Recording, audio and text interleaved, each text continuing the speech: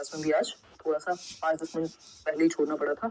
चलिए स्टार्ट करते हैं। पोल आपके सामने आएगा, लाइक शेयर सब्सक्राइब आप कर दीजिएगा। इसके अलावा आपको पीडीएफ मिल रही होगी डेली टेलीग्राम चैनल पर, लेट्स लर्न स्क्वाड। कहीं फेक चैनल से या कहीं भी मत जुड़िएगा ऐसी जगह जहां पे मेरे नाम पे कुछ फेक बेचा जा रहा हो, है ना।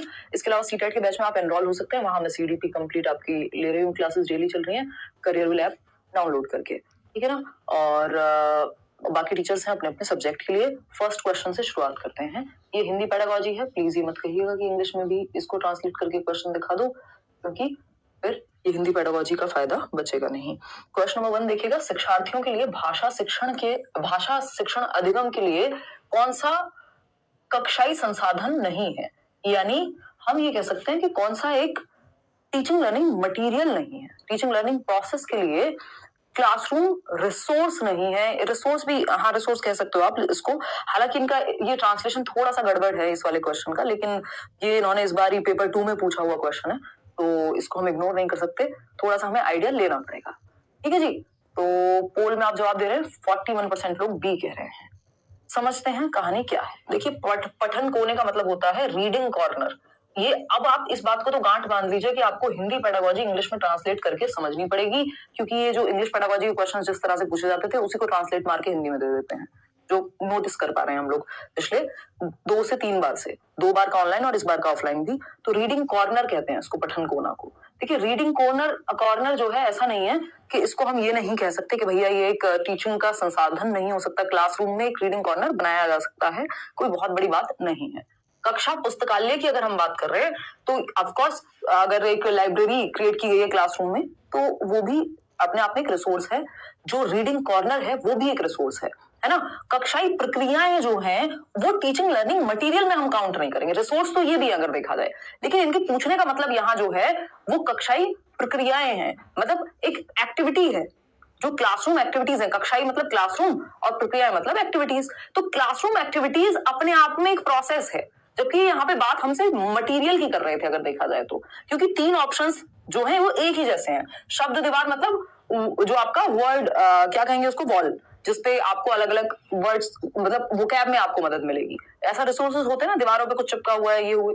तो ये तीनों ही चीजें किसी एक रिसोर्स के बारे में बात कर रहे हैं। रिसोर्स छोड़ दीजिए, मटेरियल के बारे में बात हो रही है, टीचिंग लर्निंग मटेरियल के रूप में जिसको यूज किया जा सके।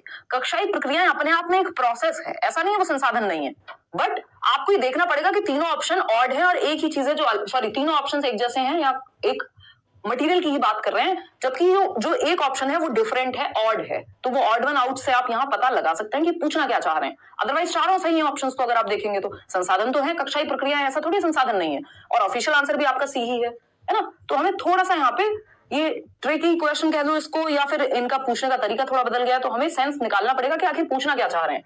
भाई अगर आप कक्षा पुस्तकालय या पठन कोना या शब्द दीवार, इनमें से तीनों में से किसी को भी हटाएंगे तो फिर अलग कैसे हुए। शब्द दीवार भी एक रिसोर्स है, या मैं कहूँ मटेरियल हो गया जिससे सीखा जा सकता है। रीडिंग कॉर्नर भी एक मटेरियल है, कक्षा पुस्तकालय भी एक मटेरियल है ना।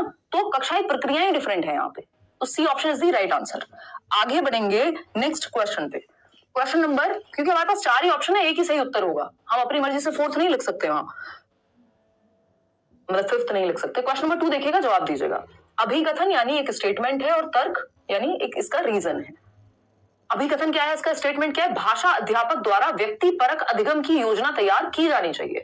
यानी व्यक्ति परक अधिगम क्या होता है, इंडिविजुअलाइज्ड एजुकेशन प्लान, यानी इंडिविजुअल नीड्स को ध्यान में रखते हुए अलग अलग बच्चे होंगे, उनके हिसाब से व्यक्ति परक अधिगम की योजना बनानी चाहिए।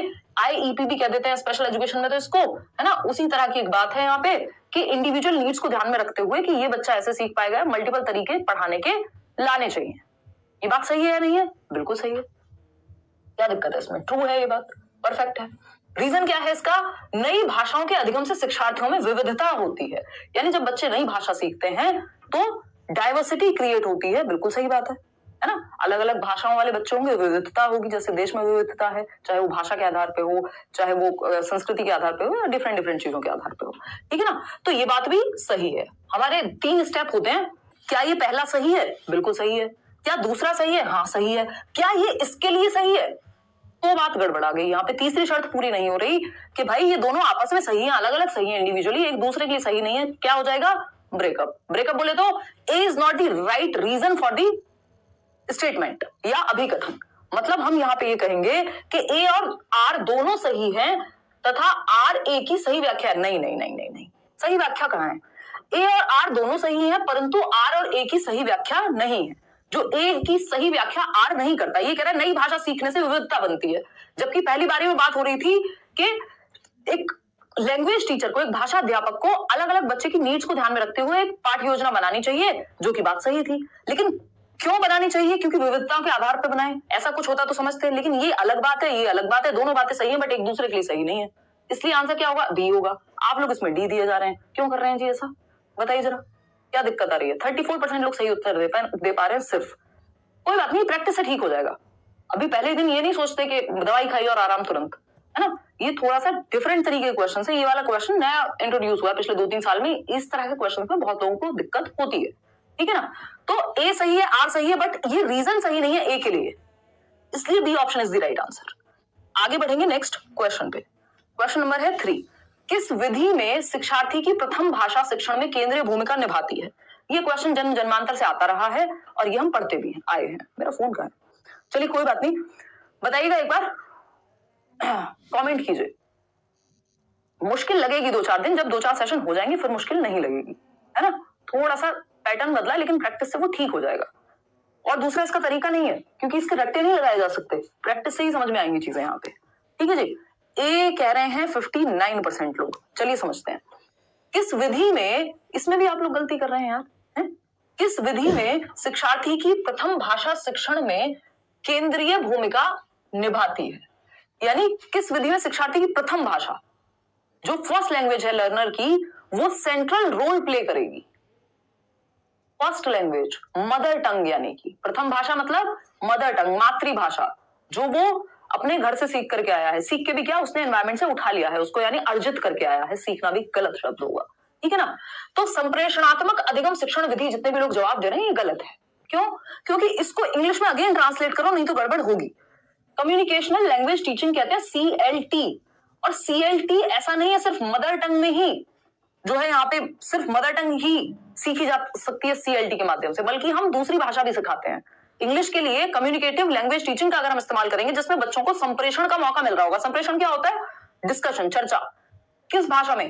हिंदी में करोगे तो हिंदी सीख जाएंगे, इंग्लिश में करोगे तो इंग्लिश सीख जाएंगे। ऐसा थोड़ी है कि सिर्फ ये मातृभाषा की बात करता है CLT, समझ पा रहे हो? तो मातृभाषा सेंटर नहीं होती है CLT में। आप इंग्लिश भी सीख सकते हो CLT का यूज करके। CLT बोले तो कम्युनिकेशन लैंग्वेज टीचिंग, यानी संप्रेषणात्मक भाषा शिक्षण विधि के बच्चे, जैसे आपने देखा होगा जो इंग्लिश स्पीकिंग क्लासेस होती हैं, बच्चे इंग्लिश में बात कर रहे हैं, टूटी फूटी जैसी आ रही है, तो वो संप्रेषणात्मक भाषा शिक्षण विधि है एक तरह से। तो जरूरी नहीं कि वो मातृभाषा को सिखाने के लिए यूज हो। मातृभाषा तो बच्चा घर से सिखाएगा, उसके लिए CLT की क्या जरूरत है? कर उसमें भी सकते हो आप डिस्कशन, लेकिन यहाँ पे बात हो रही है कि प्रथम भाषा जो है केंद्र में होगी, दूसरी भाषा सिखाते हुए। आपको ही समझना पड़ेगा इनडायरेक्टली। तो इसका जवाब सिर्फ एक बनेगा, वो है व्याकरण अनुवाद विधि, grammar translation method, traditional method या ओल्डेस्ट मेथड इसको कह देते हैं, GT मेथड कह देते हैं, GT रोड वाला नहीं। व्याकरण अनुवाद विधि जो है, जैसे हमने इंग्लिश को सीखा है, अगर आप यूपी बोर्ड से पढ़े हैं या किसी भी स्टेट बोर्ड से पढ़े हैं, तो हम ग्रामर कैसे सीखते हैं? ग्रामर की जो बुक होती है उसके नियम हिंदी में होते हैं, और हम इंग्लिश के नियम पढ़ रहे होते हैं हिंदी में, या ट्रांसलेट करके करते हैं हम, है ना? ट्रांसलेट करके हम इंग्लिश समझ रहे होते हैं कि अच्छा हमने एक लाइन इंग्लिश में पढ़ी, फिर मैं ट्रांसलेट करती हूँ जैसे हर क्वेश्चन को, जनरली CDB क्लास में या बाकी क्लासेस में। तो वो ग्रामर ट्रांसलेशन है, यहाँ पे मदर टंग सेंटर में होती है। मातृभाषा में हम क्या करते हैं? ट्रांसलेट करते हैं, अनुवाद करते हैं।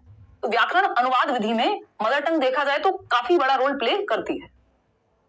कार्य आधारित अधिगम होता है टोटल फिजिकल रिस्पॉन्स, यानी बच्चों को कोई एक्टिविटी, मछली जल की रानी है तो वो हाथों से मछली बना के दिखा रहे हैं, एक्टिविटी कर रहे हैं बेसिकली। प्रत्यक्ष डायरेक्ट विधि में तो मदर टंग की जगह ही नहीं होती, यहाँ तो सेकंड लैंग्वेज में ही सिखाया जाता है, यानी इंग्लिश सिखा रहे हैं तो फाइन लगेगा अगर आप हिंदी बोलेंगे तो यहाँ तो मदर टंग की जगह ही नहीं होती। मदर टंग तो प्रोहिबिटेड होती है प्रत्यक्ष विधि में, यानी डायरेक्ट मेथड में।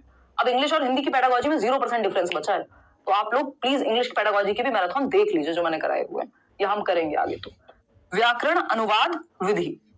आगे बढ़ेंगे क्वेश्चन नंबर 4 पर, देखिएगा। चेतन की प्रथम भाषा भोजपुरी है। एक बच्चा है जिसकी प्रथम भाषा का मतलब क्या होता है? मातृभाषा। जनरली या 99% ऑफ द केसेस में पहली भाषा आपकी मातृभाषा होती है, ठीक है ना, कि जो आपके घर में बोली जाती है। क्लियर है बात? अगर हम बात करें यहाँ चेतन की प्रथम भाषा भोजपुरी है, वह तमिलनाडु गया, यानी वो बिहार का बच्चा होगा, ऐसा हम मान रहे हैं, या भोजपुरी उसके घर में बोली जाती है तो उसकी मातृभाषा है। तमिलनाडु गया बच्चा, साउथ इंडिया में गया, अब वह भोजपुरी नहीं बोलता है और अपने साथियों से केवल अंग्रेजी में ही बोलता है। यानी उसने इंग्लिश सीखी या आती थी व्हाटएवर, दूसरी भाषा इंग्लिश आती है उसको या सीखी है, और अब वो इंग्लिश में बात करता है, भोजपुरी का इस्तेमाल नहीं करता है, क्योंकि हो सकता है वहां भोजपुरी किसी को आती ही ना हो। ये वैसा ही है एकदम जैसे कोई व्यक्ति इंडिया से अमेरिका चला जाए, तो यहाँ वो हिंदी में बात करता था, लेकिन अमेरिका जाकर के उसका ज्यादातर काम जो है वो अंग्रेजी में ही है, वो अंग्रेजी बोलना शुरू कर देता है, अंग्रेजी बोलता ही है, अंग्रेजी में सोचता है, ये सारी चीजें इंग्लिश में हो रही है। ऐसा ही यहाँ पे है। जब नई द्वितीय भाषा प्रथम भाषा का स्थान लेती है तो यह स्थिति किस बात की द्योतक है? यानी जब द्वितीय भाषा जो सेकंड लैंग्वेज है आपकी नई, भाई सेकंड लैंग्वेज बाद भी सीखी होगी ना, फर्स्ट के बाद ही सेकंड आएगा, भाषा प्रथम भाषा का स्थान ले लेती है, यानी अब आप अपने मदर टंग में ज्यादा कन्वर्सेशन नहीं कर रहे हैं, ज्यादा संप्रेषण आपका या जो बातचीत है वो आपकी दूसरी भाषा में हो रही है, तो क्या होगा, आप पहली भाषा को धीरे धीरे या तो भूलने लगते हैं या फिर उसका इस्तेमाल कम हो जाता है, उसका प्लेस जो है साइड हो गया कहीं ना कहीं। तो ऐसी स्थिति को हम ऋणात्मक द्विभाषावाद कहते हैं, यानी इसको द्विभाषावाद नहीं कहेंगे। द्विभाषावाद तो होता है कि दोनों भाषाओं का प्रयोग कर रहा होता बच्चा, कि घर में वो भोजपुरी बोलता है और क्लासरूम में वो इंग्लिश, या दोनों को मिक्स एंड मैच करता है। तो द्विभाषा का मतलब दो भाषाएं आती हैं बच्चे को और दो भाषाओं का इस्तेमाल भी कर रहा है। यहाँ पे अगर ये ऑप्शन में नहीं होता बी ऑप्शन, तब हम द्विभाषा के साथ जा सकते थे कि बच्चे को दो भाषाएं आती हैं। तो चारों ऑप्शन में से बेस्ट चूज करना है हमको, ठीक है ना। कोड स्विचिंग होता है, अभी एक क्वेश्चन आएगा, उससे पहले मैं बता दूंगी तो आप फिर पकड़ जाएंगे आंसर। कोड स्विचिंग होता है जब आप एक भाषा से दूसरी भाषा में चले जाते हैं, है ना। एक कोड मिक्सिंग भी होता है, ये यहीं पे दिया हुआ है। कोड मिक्सिंग है जब आप कुछ वर्ड्स दूसरी भाषा के यूज करते हैं, जैसे मैंने अभी किया, मैंने कहा कुछ वर्ड्स, कुछ हिंदी है, वर्ड्स जो है क्या है, इंग्लिश वर्ड है, और फिर से मैं हिंदी में आ गई, तो ये कोड मिक्सिंग है ना। कोड स्विचिंग क्या होता है, मैं हिंदी बोलते बोलते इंग्लिश में बोलना शुरू कर देती, वो कोड स्विचिंग हो जाता है, यानी भाषा चेंज कर दी मैंने। लेकिन ये है ऋणात्मक द्विभाषावाद, क्योंकि आपने दूसरी भाषा सीखी और पहली भाषा का आपने इस्तेमाल बंद कर दिया, तो ये नेगेटिव कह लीजिए इसको आप, है ना, द्विभाषावाद, यानी दूसरी भाषा यूज नहीं हो रही है। तो B option is the right answer. जल्दीबाजी में हमको जवाब नहीं देना है, क्योंकि दूसरी भाषा ने स्थान ले लिया पहली भाषा का, आपको ये देखना पड़ेगा। तो अगर 20 साल बाद कोई अमेरिका से आ रहा है तो उसको मुश्किल होती है हिंदी में बात करने में, कई बार मतलब उसको नॉर्मलाइज करना पड़ेगा, 2 दिन लग जाएंगे शायद, ऐसा नहीं है वो भूल जाएगा, ठीक है ना, कि वो फ्लो, नेचुरल फ्लो जो है बच्चे का तमिलनाडु में जाकर के इंग्लिश में बन गया है, जबकि भोजपुरी उसको पहले आती थी। अगर हम बात करें निम्नलिखित में से ऋणात्मक का मतलब माइनस हुई है कोई एक लैंग्वेज, तो ऋणात्मक द्विभाषावाद, यानी दो भाषा उसको आती है लेकिन नेगेटिव हट गई है एक भाषा यूज में से, इसलिए ऋणात्मक द्विभाषावाद ऐसे याद रख सकते हो, ठीक है ना। बढ़िया से लाइक शेयर करते हुए मस्त एकदम खुशी के साथ जवाब देना है, समझना है चीजों को, ताकि एनर्जी बनी रहे, मेरी भी और आपकी भी, है ना। मेरी भी एनर्जी थोड़ी डाउन है आजकल, लेकिन वो बन जाती है आपके साथ डिस्कशन करके। क्वेश्चन नंबर 5 देखिए, निम्नलिखित में से कौन सा पठन पूर्व गतिविधि को समर्थित करता है, यानी समर्थन करता है किसका, पठन पूर्व गतिविधि। पठन पूर्व गतिविधि क्या होता है, जब हम पढ़ने से पहले, यानी बिफोर रीडिंग एक्टिविटी है एक, रीडिंग से प्री रीडिंग एक्टिविटी भी कहते हैं इसको इंग्लिश में, ठीक है ना। इंग्लिश में ट्रांसलेट कर लेंगे तो इजी हो जाएगा, अब आप बच नहीं सकते, क्योंकि इन्होंने ट्रांसलेट करके हिंदी पेडागोजी देने लग गए हैं, ठीक है ना। तो निम्नलिखित में से कौन सा पठन पूर्व गतिविधि को समर्थित करता है, यानी प्री रीडिंग एक्टिविटी को क्या करता है, डिनोट करता है या उसकी तरफ इशारा करता है, कौन सा एक ऑप्शन, यानी जो एक्टिविटी रीडिंग से पहले हो, एक तो होती है प्री रीडिंग एक्टिविटी, दूसरी होती है पोस्ट रीडिंग, और तीसरा होता है ड्यूरिंग रीडिंग, यानी रीडिंग जब चल रही हो। तो प्री रीडिंग यानी पूर्व पठन की बात हो रही है। पोस्ट पठन में हो सकता है आपको कोई अभ्यास कराने को दे दिया जाए, कुछ क्वेश्चंस पूछ लिए जाए आपसे पाठ के बारे में, जो पाठ में आया हो उसके बारे में। तो शिक्षार्थी को कार्य का सारांशीकरण, देखिए सारांशीकरण होता है समराइज करना पोस्ट, यानी उत्तर पठन की बात होगी। जब पढ़ लिया है आपने चैप्टर तब तो सारांश बता पाएंगे, मूवी देख के ही तो आप एक स्टोरी बताते हो किसी को, बिना मूवी देखे कहां से सारांश बता दोगे, या बिना कहानी पढ़े कहां से सारांश बताओगे, तो ये तो हट गया, क्योंकि हमें पठन पूर्व चाहिए गतिविधि, पठन उत्तर पठन या जो भी व्हाटएवर, मतलब पठन के बाद वाली नहीं चाहिए यहाँ पे। अनुमान लगाने से संबंधी कार्य का प्रयोग, यानी पढ़ने से पहले प्रेडिक्शन एक चीज होती है जो प्री रीडिंग एक्टिविटी में आती है, कि आप अनुमान लगा रहे हैं उसके शीर्षक को देख के, कोई पिक्चर को देख के आइडिया लगा रहे हैं कि किस बारे में होगा, या टीचर आपसे कुछ शुरुआत में उस चैप्टर के आसपास के कुछ क्वेश्चन पूछे जिसका आपको बेसिक आइडिया हो, है ना, कि भाई आज हम बारिश के बारे में पढ़ेंगे, अच्छा तुम्हारा क्या एक्सपीरियंस रहा था, तुम घूमने गए थे, तो आज हम ट्रेवल पढ़ेंगे। तो अभी पढ़ने जा रहे हैं उससे पहले जब आप ये पाठ किस बारे में है, तो ये अनुमान लगाने से संबंधित कार्य, चाहे आप शीर्षक देख के यानी उसका टाइटल देख के अनुमान लगा रहे हो, पिक्चर देख के अनुमान लगा रहे हो, कई तरह से अनुमान लगाया जा सकता है, तो ये बात सही है। व्याकरणिक संरचनाओं का शिक्षण, भाई चैप्टर पढ़ानी है, उसमें आने वाले ग्रामेटिकल स्ट्रक्चर को कहां से सीख जाएगा बच्चा, ये बाद में सिखाया जाएगा कि यहाँ पे ये शब्द संज्ञा का इस्तेमाल हुआ था जब ये स्टोरी चल रही थी, तो जैसे राम के बारे में कोई कहानी है तो राम इसमें संज्ञा है, ये बाद में आप बताते हैं या ड्यूरिंग बताते हैं, पहले नहीं बता देते चैप्टर से, ठीक है ना। तो ये भी गड़बड़ हो गया। भावानुवाद संबंधी कार्यों का प्रयोग, कि भाव क्या है किसी बात का, पढ़ के ही तो पता लगेगा। तो सिर्फ बी ऑप्शन है जो पठन पूर्व गतिविधि का हिस्सा है, कि अनुमान लगा रहे हैं आप चैप्टर के देख करके ऊपर से, या आपसे उसके आधार पे कुछ आपकी प्रीवियस नॉलेज से रिलेटेड क्वेश्चंस पूछे जा रहे हैं। क्वेश्चन नंबर 6 देखिएगा, उपचारात्मक शिक्षण के बारे में कौन सा सही है। ये क्वेश्चन भी हमेशा आता है कि उपचारात्मक शिक्षण को हम रेमेडियल टीचिंग कहते हैं, इंग्लिश में हम इसको रेमेडियल टीचिंग कहते हैं, ठीक है जी। क्या होता है रेमेडियल टीचिंग, बताइए एक बार। देखिए, एक चीज होती है डायग्नोस्टिक टेस्ट, दूसरा होता है रेमेडियल टीचिंग। निदानात्मक शिक्षण के अंदर ही उपचारात्मक प्रक्रिया आती है। तो आप पोल में बताएंगे, मैडम सो गई थी, पोल बहुत स्लो लगा रही हो, लोग रो रहे हैं, कह रहे हैं हाँ हाँ हाँ।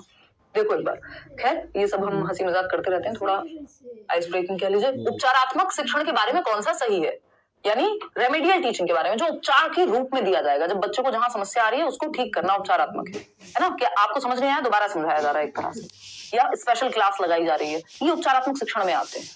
तो प्रदर्शन या उपलब्धि सुधार हेतु मदद देना, यानी जहां परफॉर्म करना है बच्चे को या और नंबर बढ़ सके उस चीज के लिए हेल्प दे रहे हैं आप। या फिर पिछड़े विद्यार्थियों के साथ सहानुभूति दर्शाना। सहानुभूति होता है, अरे मेरे बच्चे बहुत कमजोर हो तुम तो पढ़ाई में, मुझे बड़ी सिंपैथी है तुमसे, है ना, तुम में तो दिमाग ही नहीं है। मतलब इट्स लाइक कि सिंपैथी से काम कहां चलेगा, सहानुभूति से नहीं। एक तो सहानुभूति बेहतर होती है यानी एम्पैथी, और दूसरा सहानुभूति से क्या काम चलेगा, आपको ठीक करना पड़ेगा, आपको बच्चे को मदद करनी पड़ेगी जहां दिक्कत है। उपलब्धि में सुधार हेतु अतिरिक्त अंक देना, ग्रेस मार्क्स नहीं। मेधावी बच्चों को अतिरिक्त ध्यान देना, बिल्कुल भी नहीं, ठीक है ना। प्रदर्शन उपलब्धि सुधार हेतु मदद देना, यही अब तो सही बच रहा है, क्योंकि मुझे लगा कि शायद इससे बेहतर ऑप्शन हमारे पास होगा, ऐसा कुछ होगा कि जहां दिक्कत आ रही है वो बच्चे को, वहां आप उसको हेल्प कर रहे हैं, तो वही बात इसमें कही गई है इनडायरेक्टली। तो प्रदर्शन उपलब्धि सुधार हेतु मदद देना, यानी कि आगे, ये उस सेंस में कहा गया है कि आगे हेल्प मिले बच्चों को परफॉर्म करने में, या उपलब्धि मतलब जितना वो सीखा है उसमें और मदद मिल सके, यानी उपचार कर रहे हैं आप। तो यही ऑप्शन सही बचता है। शुरुआत में तो मुझे लग रहा था कि ये नेगेटिव है, बट ये चारों ऑप्शन आपको पढ़ के ही पता लगता है कि किस बारे में बात हो रही है। तो बाकी के 3 ऑप्शन तो एकदम खराब है। यहाँ पे सहानुभूति देना, अतिरिक्त अंक देना, मेधावी बच्चों का मतलब होता है जो बहुत अच्छा पढ़ रहे हैं, फर्स्ट आते हैं, उन बच्चों पे ध्यान देना नहीं। जबकि उपचारात्मक शिक्षण उनके लिए होता है जनरली जहां जिस बच्चे को दिक्कत आ रही होती है, किसी वजह से पीछे रह गए हैं, है ना, कहीं कहाँ समस्या है, उसके आधार पर आप रेमेडी दे रहे हैं, दोबारा पढ़ा रहे हैं, स्पेशल क्लास लगा रहे हैं, व्हाटएवर, या नए तरीके से पढ़ा रहे हैं। तो ये प्रदर्शन सुधार हेतु मदद दे रहे हैं आप बच्चे को, ये ऑप्शन ही यहाँ बेटर है। क्वेश्चन नंबर 7 देखिएगा, अगेन आपके फेवरेट टाइप का क्वेश्चन जिसमें आपको डर लगता है, ये डर खत्म हो जाएगा, डोंट वरी। अभिकथन यानी स्टेटमेंट है और इसका रीजन है तर्क। देखना है क्या ये दोनों सही हैं, क्या दोनों एक दूसरे के लिए सही हैं। 3 स्टेप हैं, पहले ए सही है कि नहीं, आर सही है कि नहीं, फिर आर ए का रीजन है कि नहीं। ये 3 स्टेप है सिंपल, इस तरह के क्वेश्चन को सॉल्व करने के लिए।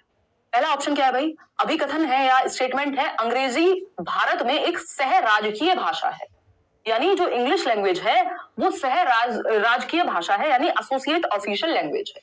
सह का मतलब है एसोसिएट, ये हम इंग्लिश पेडागोजी में पता नहीं कितनी बार कर चुके हैं, मैं हिंदी की मैराथन में भी ये बता चुकी हूँ। एसोसिएट ऑफिशियल लैंग्वेज है, और ऐसा नहीं पूछा हुआ है इस बार का क्वेश्चन, ऑफिशियल लैंग्वेज है, क्योंकि पहले तो हम वो क्वेश्चन करेंगे जो महत्वपूर्ण है। एसोसिएट ऑफिशियल लैंग्वेज, हम इसको AOL कहते हैं, और ये किस एक्ट के अंदर आती है ये भी याद रखिएगा, ओला एक्ट है। ओला वो कैब वाली उबर ओला नहीं, ओला इज ऑफिशियल लैंग्वेज है, एक्ट 1963 जिसमें बात हुई है, उसके आर्टिकल आई थिंक 363(2) में इंग्लिश को एसोसिएट ऑफिशियल लैंग्वेज माना गया है और हिंदी को ऑफिशियल लैंग्वेज माना गया है भारत की, यानी जिसको हम राजकीय भाषा कह सकते हैं। आर्टिकल 363 जो 1963 का आर्टिकल है 343A में, है ना, if I am not wrong, इसको चेक कर लेना एक बार, 343A ही है if I am not wrong. 343A में हिंदी को राजकीय भाषा, राष्ट्रीय भाषा कोई नहीं है, और 343 के पैरा नंबर 2 में अंग्रेजी को एसोसिएट ऑफिशियल लैंग्वेज AOL। कौन सा एक्ट है, एक्ट ऑफिशियल लैंग्वेज ही है। ओला एक्ट के अंदर ये दोनों बातें कही गई हैं कि ऑफिशियल लैंग्वेज एक्ट, जिसको राजकीय भाषा क्या कहेंगे, एक्ट को क्या कहते हैं भाई, अधिनियम, ठीक है ना। तो ये बेसिकली ध्यान रखना है। तो अंग्रेजी भारत में एक सह राजकीय भाषा, ये बात एकदम सही है, एसोसिएट ऑफिशियल लैंग्वेज है।